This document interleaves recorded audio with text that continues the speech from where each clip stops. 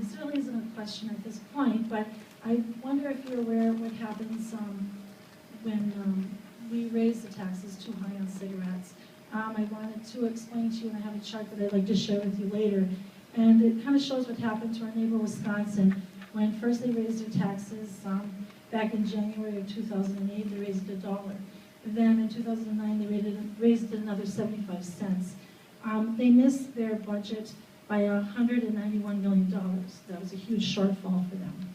And basically, just about every state that does that, they miss their target and it becomes a shortfall. And I know it's not a popular subject, but you know, you need those tax dollars to manage your budget. And of course, we don't want to sell cigarettes to minors. That's not our plan either. The reality of it is that until it's illegal, people are going to buy cigarettes. They're just going to go other places. So what happened in Wisconsin, the reason for that is people went across the border to the bordering cities and purchased product. There's also a black market. And in the Dakotas, their price is only 44 cents per pack. And they do not require a cigarette stamp. So that would flood the Minnesota markets with black market cigarettes. As a retailer, we can't respond to that, we can't compete with that. So, you know, my problem is with our employees, certainly with our children, but with our livelihoods. I guess I would just urge you to not raise the tax $1.50 and to look at the tobacco tax as well. The chart will show all of those states, and it will also show where we stand with taxing on all of those products. The cigarette tax is such a regressive tax, and it really does tax the poor. That's really what's hitting. And it's not going to stop people from smoking. They just find other ways to buy tobacco. That's the problem and the reality. And so we have to start looking at that. And so I ask you to consider that.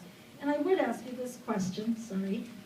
If you didn't have that revenue from tobacco and cigarettes, what would your budget look like?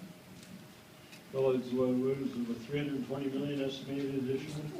365 million is estimated. I think your cautionary note, looking at other states falling short, is very well taken, and that's why I'm glad we have Commissioner Revenue here. Look at that.